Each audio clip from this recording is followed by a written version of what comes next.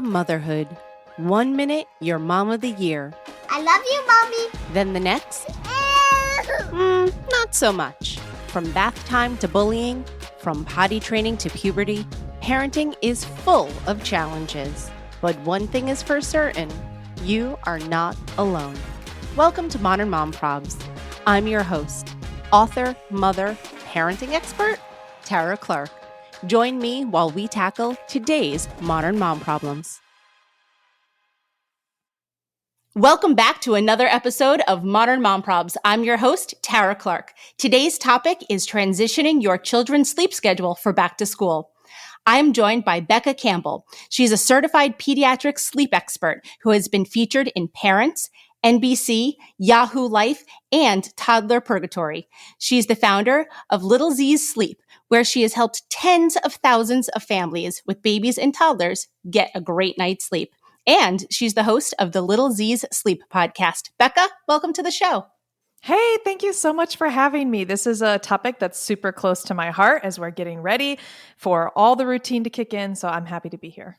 Great. And trust me, I need all the help I can get getting my son back into the routine. And so I'm so glad that this is such a timely conversation. So Becca, you are a pediatric sleep expert. Tell me a little bit about yourself. Right. Well, I obviously have not always been. No one is an expert when they become a parent. And so we're always evolving. And I became a parent almost 8 years ago. And when my daughter, Ellie, was born, I thought I had it all covered. I'd done the breastfeeding class. I did the hospital tour. I had the books. I was like, we're good, except that she could not sleep. And I wasn't prepared for that. And so fast forward 4 months into her life, I woke up one morning and she had fallen asleep and I had brought her into my bed at some point in the night. And I didn't remember that. Woke up and she was under my covers. And that was like the, oh crap, what is happening moment. Didn't realize how tired I was until something like that happened. Grabbed her out of my bed and instantly Googled, how do you get a baby to sleep? I didn't care about through the night, just like, how do you get them to sleep? Because this is not happening. And that really led me onto a journey to discover like, oh my gosh, there's people who can help you do this. This is amazing. And so ended up working with a sleep consultant who helped guide me, and not like huge ways, just like, hey, Becca, outside perspective here, this is what you need to do. And it clicked. And within 3 nights, she was now sleeping 12 hours in her crib. And it was amazing. And it was like, yes, more people need to know about this. So that was 2015. And in the last 7 years, I have helped tens of thousands of families through our online courses or one-on-one coaching. And our thing at Little Z's is that we help you make sleep a thing, because I didn't know that it was. And I want you to know that it is. Sleep is an actual thing we can have as parents. We don't have to be exhausted and struggling all the time. We can actually enjoy parenting. And that's really what we're all about, is helping people make that journey easier. Gosh, thank God for you that you are around to help parents, because let me tell you, we're still trying to make sleep a thing in my family. My son was never a great sleeper. Unfortunately, like, he always had to like either be held or be rocked or be like put in the car, put in his stroller. And so I know he always had a lot of like garbage sleep, I'd like to say, throughout the years. And then even as he got older, he was pretty good about going into his bed and then sleeping through the night. But since the pandemic, he's really needed me there. And so we've been sleeping, like co-sleeping much more than we ever were, previously. And so we sort of like took one step forward and then 2 steps back. But I always tell my husband, like, look, like, I don't mind, because he's getting so big. And at some point, like, he won't want to even talk to us or cuddle with us, let alone sleep with us. So I'm trying to like soak in all of those cuddles and snuggles now while I can. Yeah. And I'm really glad you said that, because this is an aside to our conversation, but I think it's really important, because having done this for 7 years now, I've seen the evolution of people being like, oh my gosh, yes, I need sleep help, to now social media sometimes demonizing the fact that you need help with your child's sleep and that's not normal and your child should, never do that. And it's polarizing on social media for sure. But what I'm so grateful for, and one big platform of mine, is that, listen, if what you're doing makes you happy, healthy, and well-rested, do it. Some people want over here and some people want over there, and that's fine. We are a solution for people who want help. But the beauty of being a parent is that you get to decide the journey you want to go on. And if it makes you happy and your child happy and healthy, I support that. So I'm so glad you said that, because we're all parenting in different ways, but we're all doing it together. Right. Exactly. That's always my platform for it too. Like, although like our experiences and journeys look different, at least we could all support each other in our decisions doing that. So, like I said, my son is 9. We've run the gamut from him sleeping in his bed by himself, him sleeping with me, like all of those things. And so now as we're heading back to school, what are some tips that parents can employ to help our children be well rested? Right. So, one of the biggest things that we kind of forget about is that in the start of the school year, it's very overwhelming. No matter what your school system is like, if you're year round school and you had a few weeks break or you had a big summer break, school is overwhelming, even if they're, well seasoned. And so this is a big transition from the lazy days of summer to now we are in school. And my number one tip that I always like to just start off with, and then we'll backtrack from here, is your child is going to need to go to bed earlier than they ever have the entire summer when they're back at school. It's a new teacher, a new class, a new friends, new systems, new sensory overload of newness. And oftentimes when the child goes back to school, we instantly want to get them home and like, oh, now let's like enjoy you. I haven't seen you all day. So like, let's stay up. And then you kind of keep your same rhythm of whatever you've been doing in the summer afternoons. Because it still feels in this early September, August, it's nice outside. Let's still get out in the evening and enjoy it. But the reality is they need to go to bed. So if we know when they go to school, we're going to need to have an earlier bedtime, that doesn't start the first day of school. That starts a few weeks before school begins. So a really easy way to start acclimating your child into this is week by week, start getting them to bed 15 minutes earlier. Not a huge deal, but if they have maybe now gotten accustomed to an 8:30, 8 o'clock bedtime, but they are elementary school, they might need an earlier bedtime for a little bit. And so you're going to go from 8:30 to, 8:15 for a week. And then we'll go to 8 o'clock for a week and maybe 7:45 for a week. But really what I want to look at is for an elementary schooler, they still need anywhere between 10 to 12 hours of sleep at night. So backtrack what time they need to get up in the morning. Let's meet in the middle. I'll say 11 hours because that's actually pretty average. Let's look at that time. If they need to get up at 6:30 a.m., let's back up. And now 7:30 is the latest they need to go to sleep. So make that your target goal as you're looking at these 15-minute increments. And that's the easiest way is 15 minutes every week. Do a little bit earlier until you hit your target goal of bedtime. Gosh, that is good. But I'm doing math quickly in my head, and I probably needed to start 6 weeks ago to be able to catch up. That's the second thing I was going to say is if this has caught you off guard, like, oh, shoot, I didn't do this adjustment period. It's okay. Kids are adaptable and it's fine. But if you especially have, I'll say 9-year-old, my daughter's almost 8, they can tell time on a clock. And so it's going to be a little bit hard to just all of a sudden one night be like, all right, your bedtime's all 7:30 and they've been going to bed at 9. That's not going to happen. So definitely have a conversation with your child about how, hey, now that we're getting ready to be back at school, we're starting school next week, we need to kind of get into a rhythm of going to bed a little bit earlier because gosh, your brain is going to be soaking up everything new and you're just going to be tired. So let's start that now. The beauty we have also in summer is that we can kind of still hit up the pool, go outside, play. So as we do move bedtime earlier and maybe you don't have time to do all those 15-minute shifts, have the opportunity to go out and get all the energy out as possible so that it's a little easier to convince them to go to bed earlier because they're tired. So maybe instead of a 9 o'clock bedtime tonight, we're going to go with an 8:30 bedtime and we're going to just plan to hit up the pool all afternoon and just be wiped out so you can go to bed. So if you missed the 15-minute window, it's okay. You can jump a little bit more, but that concept of just bringing things earlier so that they can get an average between, I would say like 10 to 11 hours of sleep each night, that's going to really help your child be the best student that they can be and be the happiest in your family. So that's important. That's so important. What do you think is like the best? Now, I hate using the word the best, so I'm using this in air quotes. What is the best bedtime for children? Yeah. So elementary schoolers, because there's kind of a wide range of age here, the kindergartners, absolutely. I'm like all on board for 11 to 12 hours of sleep. It's a lot of new. So if you are a kindergarten, I just posted a reel about this today. If you are a kindergarten family, that is just the most overload they will ever get right there. And so they really still need 11 to 12 hours of sleep.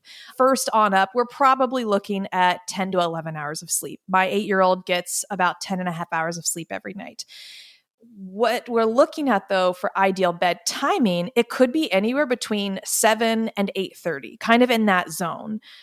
I would actually put the kindergartners in their separate category because my kindergartner, we put her to bed at 6:30 for months when she first got started because she was wiped. And I know Hattie. Hattie is someone who she doesn't show you she's tired. She's like the classic, like youngest child. She's just going to go with the flow, do whatever.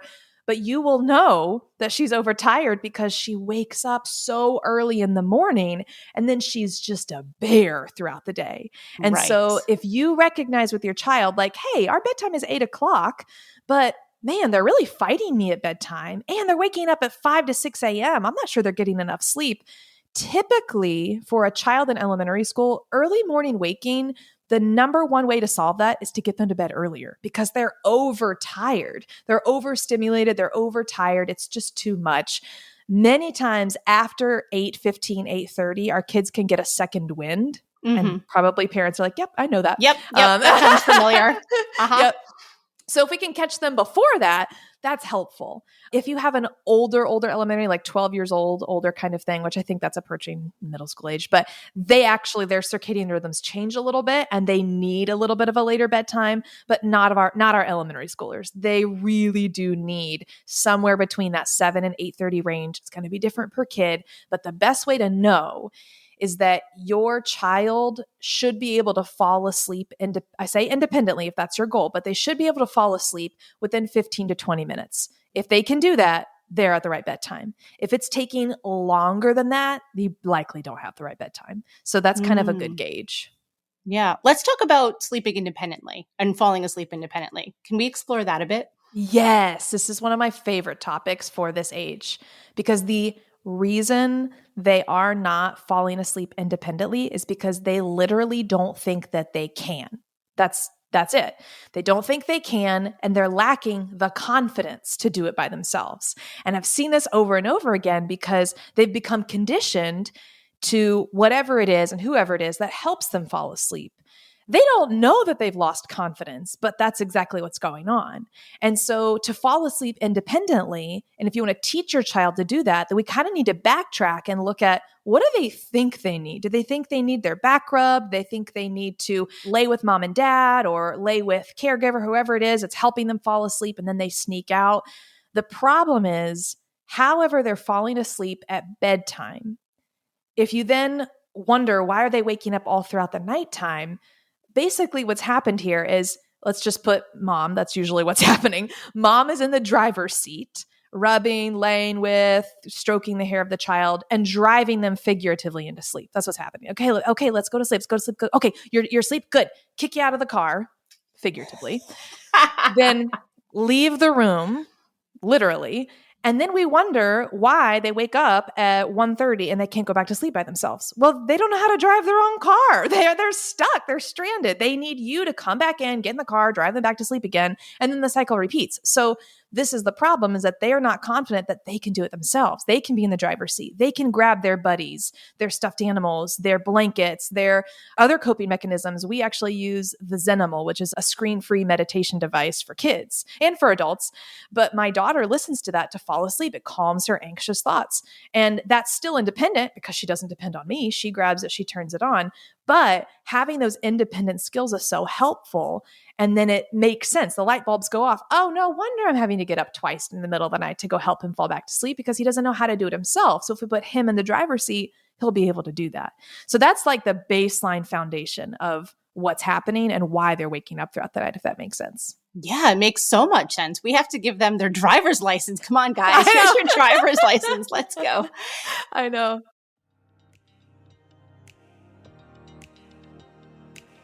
This episode of Modern Mom Probs is sponsored by Sambucol. Fall is right around the corner, and you know what that means. Cooler weather, layers, and of course, the kids are heading back to school. Did you check off all the items on that never-ending back-to-school list? New clothes, notebooks, pencils, brand new backpack. The kids want it all. But have you thought about how to help keep them healthy when they're heading back to school? That's where Sambucol comes in. My son and I recently started taking Sambucol every day to help support our immune systems so we could keep doing what we need to do. Sambucol is made from premium European black elderberries, which are natural sources of powerful antioxidants and key vitamins like A, C, and E. They help support a healthy immune system and help you power through your day. What's so great about Sambucol is they have tons of different ways to help your daily helping of black elderberry, like syrups, gummies, chewable tablets, drink powders, capsules, and more. They even have products made just for kids. My husband, my son, and I all take Sambucol. We love the gummies. We eat them right after dinner, but before we start the nighttime routine, it's sort of just like a nice little treat and a nice way to end the day. So make a healthy immune system part of your back to school strategy this year with Sambucol. My listeners get 15% off their next order of $9.99 or more at sambucolusa.com by using my promo code MOMPROBS15 at checkout. That's 15% off your order of $9.99 or more at sambucolusa.com. Use code MOMPROBS15 at checkout. Okay, here's a pro tip. Save this promo code and website address in your Notes app. I know you're busy. Too busy to remember a promo code or to sort through episodes to find it again. Save it and use it when you have a few minutes to shop. The code again is MOMPROBS15 and the website is sambucolusa.com.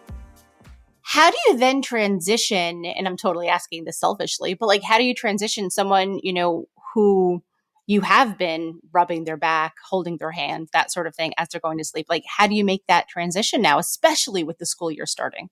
Yeah, for sure. So this is where we bring in the term sleep training, where most people are like, Becca, that's for babies, not for children. It's for everybody. So we're just training them and teaching them how we go to sleep. And so in this case, then it's going to come down to your philosophy, right? I don't necessarily teach, like people always think cry it out, extinction method, that's sleep training. That's not true. That's just one aspect of it. But it doesn't work for older children because they can get up and just walk out the room and they can talk back to you. Like, it's exactly. different. It's very different.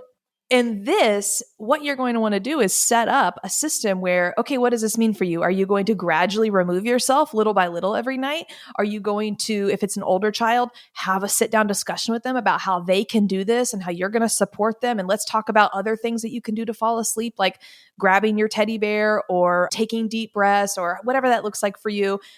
We have bedtime cards that we use inside of my child's preschool and young child sleep course, where we have these visual cues to teach them how to fall asleep. We talk about closing your eyes, taking a breath, being still. Like, you have to teach your child how to fall asleep in just those simple modes. It's not complicated, but teaching them this is how we go to sleep. And it sounds silly because you're going to be like, well, don't just do it. Just close your eyes and do it. But it's really, it's the reality of they actually, since, okay, they don't have the confidence. How are they going to build the confidence? You need to teach them how to do that. And it really is like, okay, let's make a plan to get out of the room. Let's make a plan for you to have something that you can control. And then let's make a plan to teach you how we close our eyes, lay in bed still. And then this is the additional one I'm about to say, and it's going to open up another can, which is stay in bed until the clock turns whatever, a number or a color. And they have to have a system and boundaries in place. Our children understand that they should stay in their bed, but we have to have some type of cue for them to be like, well, when is it time to get out of bed? That's when I love clocks, a simple toddler clock or a simple hatch clock, something like that. Those are tools that we can use with them to teach them the boundaries. And then I love rewards, instant rewards, not big gifts every single day. And I'm not about the, hey, do this for a whole week and you get to have blah, blah, blah, because they'll lose the excitement of that and they'll forget about it. Praise works the best, having, special time in the morning, or if it's a weekend and they can watch a show in the morning, like whatever it is to your kid that's special. But rewards are always a great way to entice them and get them motivated to what they're doing. So all of these small steps building up, and however and whatever looks best for your family is definitely the starting point. Yeah, no, that's a good starting point. I want to talk about screens too, because it's 2022 and screens are all around us, and it's hard sometimes for certain people to pull themselves off of said screens. And so I want to talk about like how screens also impact sleep. Oh, they definitely do. And I've seen it and I've heard it all, right? Like from the kids who have to watch YouTube to fall asleep at night, or they've got to have an iPad next to their bed, whatever that is. It is a problem, but no parent, I just want to say this, no parent ever dreamed, oh, sure hope my kid would fall asleep to YouTube one day. That's not where you thought you would be. It just happened because parenting is hard and you're tired. You're done at the end of the day. So if your kid just wants to watch something on YouTube, great. You're just going to hand them the iPad and be like, great, because I'm tired and you need to go to sleep. So go. So I want to acknowledge first, like, you're not a bad parent if that's what's happening. It's just, this is the solution that's been working and it's been a Band-Aid. But now let's recognize that in reality, screens and blue light are actually blocking the release of melatonin for your child. So a common thing I find is that the child is watching a screen, they have the iPad in their bed at nighttime, and they've been given melatonin gummies. None of this makes sense. Oh, it's because, like counteracting each other. Right. Yeah. And so in reality, what we know, and actually like what research shows us, is that children don't need melatonin supplements. It's not something they need unless there is some research that shows that ADD, autism, ADHD, these things, sometimes those children are lacking some melatonin. So that might be helpful, but talk to a specialist. But in majority of the cases, children don't need melatonin supplements. They have enough naturally occurring melatonin. All they need to do is go outside. So what happens is as the sun gets lower in the sky, our brain starts to produce melatonin and tells the child, okay, it's evening, it's time to get sleepy. So go outside. Instead of the iPad or shows after dinner, go outside, let them run around, let them have fun. That's getting their energy out, but it's also cueing their body that it's the end of the day, it's time for bed.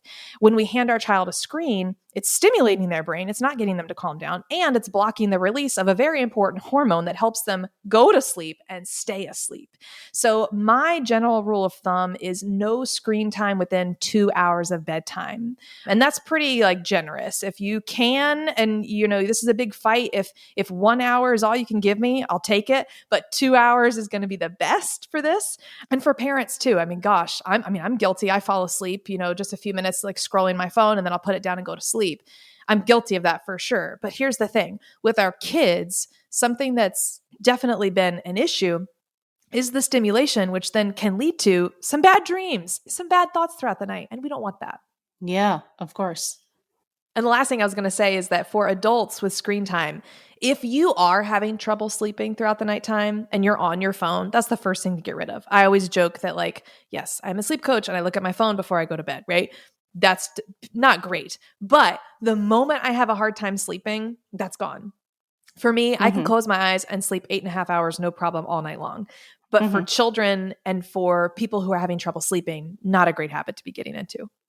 Yeah, no, I agree. I think sometimes for me, well, it definitely is the phone, but also I find it like when you wake up in the morning and then you go to reach for the phone, I feel like that's not the healthiest choice either. Oh my gosh, you've read my mind. This is something I got out of, like it's cycles of my life. I got out of the habit and then I got in the habit, especially because when I used to do one-on-one sleep coaching, and being an entrepreneur, like I would grab my phone and immediately start answering people's questions, immediately start working at 6:15 in the morning. I have no business doing that. Like what? And then I set the whole tone for the day of frustration. And I realized that. And so I stopped for a while. I put my phone in another room. I'm in a phase now. I think it's just the summer phase of laziness. Like I don't always go to sleep scrolling my phone and then putting it down and going to sleep. But I feel like that's where we are. Is like, I'm watching something. It's chill. So this is a great episode for me to be like, Becca, snap back into it, because you're right. Ending the day and starting the day, grabbing your phone, not the best way. And like, we know that for sure. So yeah, that's a great encouragement for everybody. Yeah. I mean, I am guilty of that just as much as the next girl. And so sometimes like this morning, I'll give you an example. This morning I did that. I grabbed my phone. It was 6:30. It was like still relatively dark out because it was cloudy today. And I started scrolling my phone and I was like, why? No, Tara, you know better than to start your day like this. You know better, but sometimes you just can't help yourself, whether it's like that dopamine hit or you had to see like the news headline or whatever it happens to be. You have to, check your DMs. It's like, sometimes you just can't help yourself. You should, but you can't. Oh my gosh. There's a whole nother podcast episode on like mom entrepreneurs and the problem you have with the dopamine hit, right? Because it is like, you're like, I want to start the day really good. Oh yeah, look at this amazing thing. But then what's hiding behind that amazing thing is something that makes you really sad and something that frustrates your day. And you're like, why? Why did I do that? I didn't have to. Yes. So this is a challenge. I literally thought about it this morning. I've got to put it away because also my kids see that. Like we we are about to get back to school in just a few weeks, and I'm going to get back into my routine just like they are. But right now, like my girls sleep 11-ish hours on average throughout the night, and they come into our room in the morning. And this is the best part. I love snuggling with them in the morning. Like, yeah, get in the bed. Let's talk. They'll never go back to sleep, but like, let's just talk about the day. But they actually come in and they see me on my phone. And I have recently been thinking, like, when they get phones one day, they're not going to have them in their room. So why do I get to have it right here and like show them that this is what you do? And I've been thinking about that lately. And I'm glad you said that out loud because that's my challenge. Yes. And now that we're talking about it, I also need to be better about that. This morning I was on my phone and my son woke up and he looked for a second because he thought it was our cat, but it was like me putting my phone away. And I felt guilty for that split second of like, he caught me, he caught me. The first thing he saw this morning was me, finishing up on my phone. And so it should have been, I don't know, anything but that. I feel like it just, he was excited to see the kitten and it wasn't the kitten. It was me scrolling mindlessly. Yes, I'm with you. Yes, my kids are like, yay, good morning, mommy. I'm like, yeah, just let me finish the scroll. Okay. It's bad. It's bad. So like as parents, how can we change our sleep routine to get ready for the new school year? Yeah. So, we're all about helping our children. Like, yeah, let's get to bed earlier. Let's have this routine. A bedtime routine is good. And I've slacked on mine. And I knew this is something that, end of summer, let's get back into the routine. For me and for parents in general, like, what is it that brings you some joy at the end of the night that's just for you? Like for me, what's just for me is sitting on my back porch with nobody around me. Like that's just for me. And so I do that every night. After the girls go to sleep, I'm just going to sit out there for at least just a few minutes to just look at the trees because that makes me happy and at least calms me down. And so I want parents to think about like, what are the small routines? You're already doing a bedtime routine. You just don't call it that. You're brushing your teeth, washing your face, getting into bed.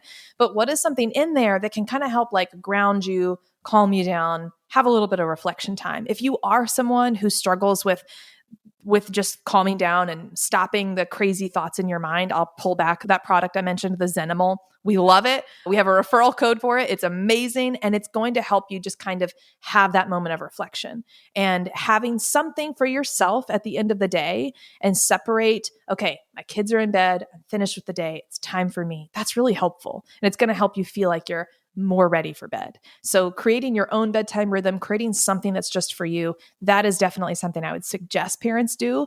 Also look at, you're likely going to have to get up a little bit before your child. And honestly, I've been there too, the cycles of the school year where I'm like, I'm up an hour before my kids. And then later the school year, I'm like, getting up as soon as they get up.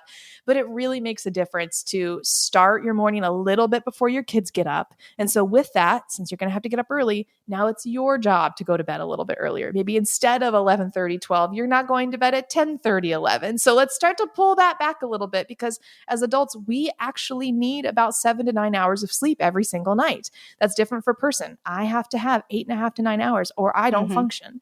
And so recognize that what that is for yourself and aim to get that by getting to bed when you can. Yeah, that's such a good, important takeaway. So speaking of takeaways, what is your key takeaway for my listeners right now, Becca?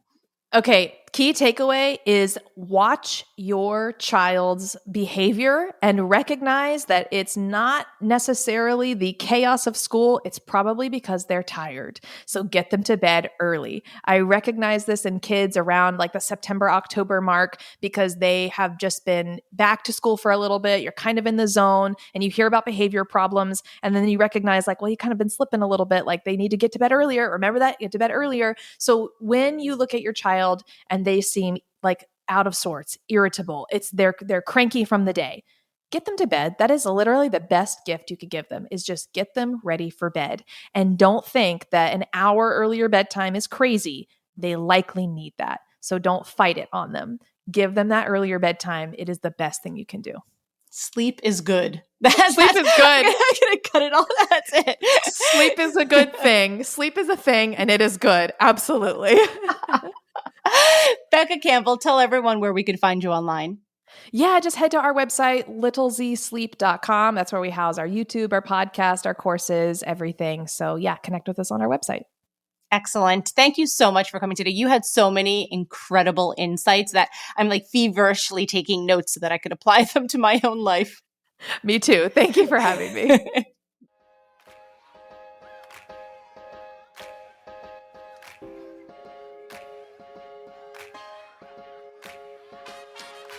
Thanks for listening to today's episode of Modern Mom Probs. I hope you enjoyed our deep dive in today's problem with me, your host, Tara Clark. Join me next time when I'll be interviewing another great guest and tackling another modern mom problem. If you enjoyed today's episode, please leave us a review and a rating. As always, you could head over to Modern Mom Probs on Instagram and give me a follow, or check out my book, Modern Mom Probs, A Survival Guide for 21st Century Mothers, available online wherever books are sold. Well, that's it for today. See you next time, folks.